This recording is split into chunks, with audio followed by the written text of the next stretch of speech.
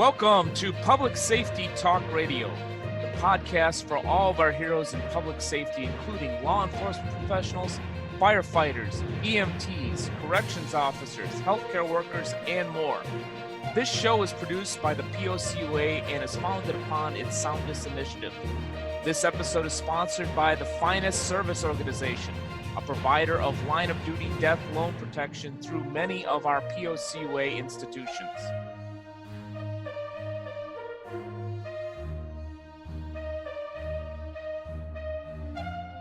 Hi, I'm Ken Bader, your host for Public Safety Talk Radio, and we have a great episode. Today we have a CEO from one of our POCUA credit unions. It's Wendy Tariff, the CEO of Greater Hartford Police Federal Credit Union, and she's been in the credit union industry since 1999. She's been CEO of Greater Hartford Police Federal Credit Union since July of 2018. So she's going to have a wealth of knowledge on how to really hone your finances if you're a police officer, first responder, and probably any position. But enough of me talking. Wendy, welcome to the show.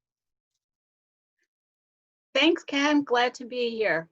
Glad to have you. Glad to have you. We've had so many good discussions off camera and off recording on financial education. You know, we seem to be like practically 100% aligned. So I'm really looking forward to this show.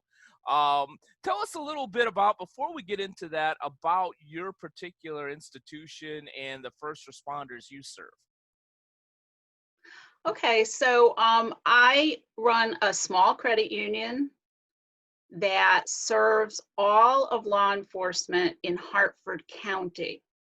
We're located inside the Hartford Public Safety Complex. Right now we have about 2,100 members. Hopefully we'll have more very soon. And most of them are Hartford police officers and their families, because we were formerly only for Hartford Police. So reaching out into the other police departments in the county has been my goal since I started there. But we serve an interesting group of people. In only 2 years, I have grown to feel like they are all my children, even though some of them are older than I am, but not too many. And I really care about their well-being and their challenges that they face every day. And it's very rewarding, but also very frustrating to help these folks with their financial wellness and with their financial challenges. Yeah, I can imagine sometimes. I'm 50 years old. Can I be one of your children? Yes. Yes, close. God knows I need all the help that I can get, but that's that's a whole different show, one that I don't really want to produce. So, as I mentioned when we started recording, you know, you're very, very passionate about financial education. What is maybe the number one action? Or maybe even lack thereof, because sometimes not doing something is good for your finances as well. What's the number one action, or maybe some of the best advice that you give to improve the financial lives of your members? Well, in response to that, I have to tell you a small story, Ken. Please, when I first started work, I guess. When I started, don't tell me that, I'll be on all night. When I started with Hartford Police Federal Credit Union, I didn't know that much about police officers, about the detail of police officers' lives, and I learned very, very quickly, and a lot of it was surprise. And one of the most surprising things was police officers' relationship to their money. And over time, I realized that these are people who usually start working at a young age, and they immediately have the capability of making a lot of money. And they're thrilled, of course, but they don't have the knowledge to manage it. And they only think in terms of the present. When I started realizing that this might be true, I asked I asked some officers, and I asked some wives of officers, why do you suppose this is true? Why is there this resistance to planning for the future? And generally the answer I got was, we live for today. Yeah. Today could be our last. When we go to work, anything could happen. So we're going to be all about self-gratification. And I don't know if that's, if anybody would admit that on camera, but I will admit that this is what I see. And I've talked to a lot of other credit union CEOs and officers and board members, and it seems to be consistent. So the most important thing for me is trying to combat that attitude, that live for today attitude, because even though that's true, anybody could go to work and get in a situation where they don't go home. Mm-hmm. I think that obviously you can't live like that. You're destined for trouble if you live like that. And when these officers get out of the academy, they immediately start spending. And they immediately start thinking that they will never have any problems because they can always get more hours. They can always work overtime. They can take an extra shift. And right now, the pandemic has brought some cold, hard reality to these folks, because there are no special events that they can get their overtime at.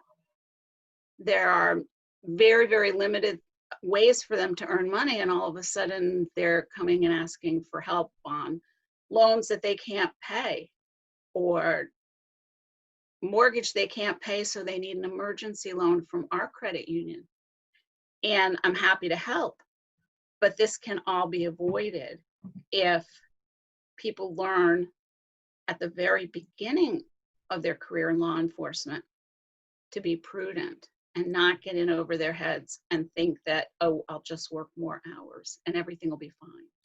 Yeah, I try and get that into their thick heads, but it's hard. Yeah, I've heard that as well, that we live for today, that we could die on our shift tomorrow. Having had the pleasure of working with law enforcement in one way, shape, or form for a little over 15 years, the I understand the mentality, but what you said was spot on in what we are dealing with now, and may still deal with for a number of months. A lot of officers, they get those extra hours or that extra part-time work by being a bouncer at a nightclub, or working security, at the Yankee game, and so forth. And that's all dead for the moment, at least. And you can't Yes. get that extra work. And then all of a sudden you get a dose of reality, if you will. It's like, whoa, no, I really, sometimes I really can't get this. In terms of, Right. in terms of that mentality, especially with, your maternal approach to financial education, is there anything that does get through to some of these folks in that? Because I would assume, because I've never done, I've never tried to educate a police officer on finances. I've worked with them, but I've never gone down that road. In that type of endeavor, is there anything that's said that works? Because I would assume that if we say, you can't do this, you have to save money, I know you're only 23 years old, that won't necessarily work. Is there something softer that does kind of get into their minds of, maybe I should just put away a little bit, maybe I should have a little bit of a rainy day fund? Well, I think that speaking in the context of their experience is really important. I think that if I can be very specific and say, what if this situation were to happen tomorrow? What if you were to go out and get in a car accident in your squad car and have a broken back and you were like in the hospital for 2 months, what would happen to your money? What would happen to your finances? And just leave that open and let them figure it out for themselves, because it's always better in any learning experience for the learner, for the student, to come to that conclusion by themselves. Right. It'll stay in their mind better if they felt the birth of that idea. So I say, what would happen if you got in an accident? What would happen if you got shot on duty tomorrow? And I would like have to knock on wood, but Yeah. I always try to bring that up and say what would happen, and just wait. And they usually come to the conclusion, and they can be brought to the right conclusion that, gee, maybe I ought to have some kind of a fallback. Yeah. And that's the way I think that they can learn it the best, and how I can bring that realization to them. And then the other thing is to start having this conversation immediately. And I'm lucky that the Hartford chief agrees with me on this, and actually has had me speak to people that are potential recruits, that they haven't even been accepted into the academy yet, but to talk to them about, hey, this is not just someplace where you can make tons of money on overtime and get a truck and a jet ski and a boat and a summer house. Mm-hmm. This is a place in life where you have to make your budget, you have to pay your bills, and you have to think about the future, and you can't be all about today. Yeah. And so it was great that he wanted to get that message to potential recruits, and then of course to get to the academy and start talking with them there. And then hopefully over time, the amount of people that come to see me to give them loan workouts or to help them with debt consolidation, maybe that will decrease over time if we can keep having that conversation really early. Yeah. Yeah, great point. I love what you said in terms of speaking their language, kind of paraphrasing that, because then that begins to, create some understanding. It becomes their idea, not your idea. Right, That, yeah, right. Just planting that seed. yeah, And, they're smart folks. They are, they've got a lot more common sense and obvious street smarts than I do. They've learned it, and they'll understand in their context. They really want to live their world in the context of the job, because it's so incredibly life-changing and it's so powerful, and that it's hard to not think about everything in terms of the job. yeah. Yeah, and even, the sad fact is that even with a six-figure salary, yeah, it's one thing. This is one of the things that my wife tells me. She's in healthcare. Is, when I make a flippant joke about, eating something, say, really fatty and bad for me, and just say, well, we need to do better on that. And I'll joke and say, well, if I have a heart attack and die, then you get the insurance money and so forth. And Right. it reminds me in a similar way that you just said is, well, but if you have a stroke and you're a vegetable for the next 20 years, I don't want all of our finances to be drained, and I don't want to have to deal with my husband that way. And because maybe, and I think this is where some officers may have a little bit of a dose of reality, because they put their lives on the line and are always protecting somebody else. They're not really thinking about themselves per se. But once it becomes, Mm-hmm. okay, if I'm injured, if I have, a spouse and children, how do I take care of them if I can't work anymore?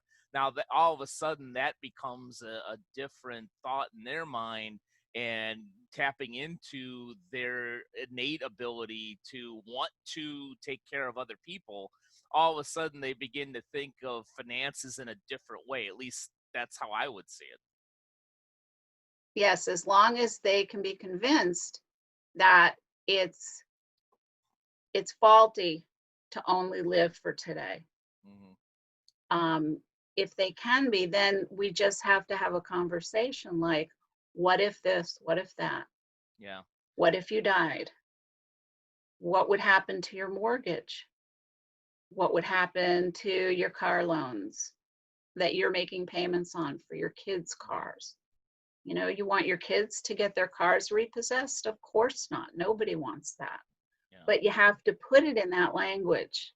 And then they realize, but then it's a question of like, okay, what do I do now? Mm-hmm. I'm like 6 years on the job. I've got some deferred comp. I've got no savings. I've got a truck loan. I've got a maxed out credit card. And even though I'm making gobs of money, I live paycheck to paycheck. Mm-hmm. So that's something that we have to address all the time, all the time. And it's very hard because you have to really think long term Mm-hmm. and say, well, you just have to start putting something away as small, you know, whatever you can. Mm-hmm. Nothing is too small, Mm-hmm. but it's very important to get that rainy day fund. I just was, I had the pleasure of being on a webinar with Susie Ormond, Mm. and she said, and I always thought it was, you should have 6 months of your pay in a rainy day fund. And she said it was 8 months now. So I guess inflation has hit the rainy day funds, but it's really important. And hardly anybody has that, Yeah. really. People always say like, I'll just borrow more. And that's not a good attitude to have. Yeah, and that eventually runs out too. I think the pandemic and COVID might have a little bit to do with affecting our Oh, rainy yeah. day funds. So yeah, that's a great segue into, you know, you're wisely teaching these folks as early as you can to begin planning for their financial future. You know, what are some of the other things you teach them more specifically? I mean, we can't. I mean, and I think if we told an officer you can't have any fun, 100% has to go to savings, that there has to be, because they have one of the toughest jobs out there, you know, they have to be able to Mhm. have some enjoyment. So, you know, maybe you could talk a little bit about how you teach them a little bit of balance, maybe. Well, I actually try to explain our lending practices. What is good lending? Why is it okay for me to give you a truck loan?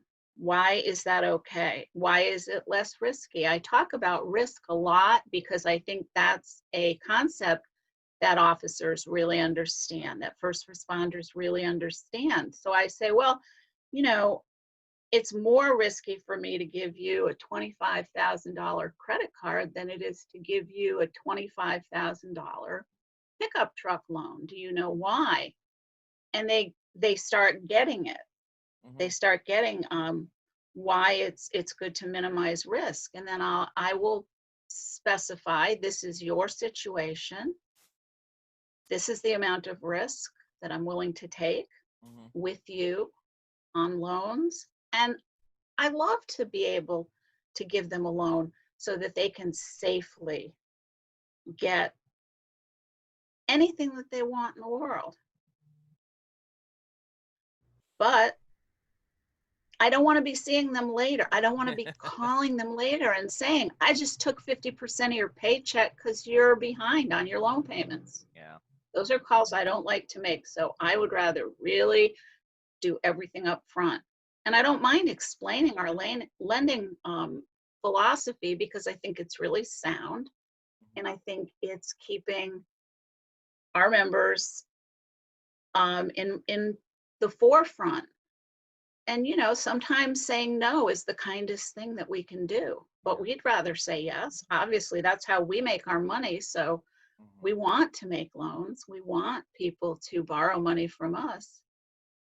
What really hurts me is if I deny someone a loan and then they come back to me later, say, I don't know, 6 or 8 months, and they're looking for a debt consolidation loan. And Hmm. I pull their credit and I see that Like a week after I told them I won't give you that truck loan, they went They got it somewhere else else. and they got a higher rate and they Mhm. got the truck loan and now they're in trouble. Mhm. I hate seeing that. And I wish, and I don't ever say I told you so, but I You say, do just you think it. see? Well, yes, should have listened. It's a mom thing. But I say, do you see where this went south? Mhm. Do you see how this happened? And again, I let them have that idea for themselves so it's meaningful and it stays in their mind and they don't forget the next time they want a new truck. Yeah. So that works. It does work. And we make all kinds of loans. I've had the pleasure of making a loan to an officer for all kinds of stuff. Um, a train, Hmm. an actual train engine, An actual like train engine. Does he like live an in it actual or? train. And this man is very public about it, so I don't mind speaking about it on camera. Uh-huh. He's a gentleman who's an officer in Hartford and his family has a big farm, Mm. and he does a lot of charitable work, and he's recreating the Polar Express Oh on wow. his farm because they grow Christmas trees among other things. Okay. So he needed a train, and we helped him get one. And he's now got tracks somewhere on his property, and he runs a steam engine Wow. with a car and a caboose, and gives ultimately it's not completely finished, but ultimately they'll be giving rides in the winter and doing a little Christmassy Polar Express thing. Yeah. Um, Yeah, that's neat. and I love being able to do that. Yeah. I love being able to do creative lending when I know that it's safe. Yeah. Yeah, I I love will never repo that train, but yeah. Well, that might be a never be able. challenge. Yeah, Yeah, I love that story absolutely. in a day where unfortunately not every story about law enforcement is a positive one. We need more stories like that. So I appreciate you sharing that. I've been in the financial industry in one way, shape, or form since the late '80s, and I've never heard of anybody lending people money for a train. So that's a new one. Yes. It started out, he needed money to lay the track. And then it was, well, I'm buying a caboose. Can you help me out? And I researched it and I decided, again, all about risk. Yeah. I decided it was okay. How much research And did you do on cabooses? That's probably the most interesting question I could well, I ask you I today. discovered they do have a serial number that's akin to a vehicle Yeah. identification number. So I could actually look it up and get a valuation and things like that, just the same as we do with the vehicle. So it wasn't that tough. Yeah. Yeah, a big shout out to my mom who worked for the railroad for 30 years. I never thought Oh, I she'll like that yeah, story. I never thought I'd have a railroad tie in any of my shows, but here I got one. You never know what you're going to hear. Yeah, exactly. So, all this is really really poignant and great advice for any officer, first responder out there in the country, not just Hartford.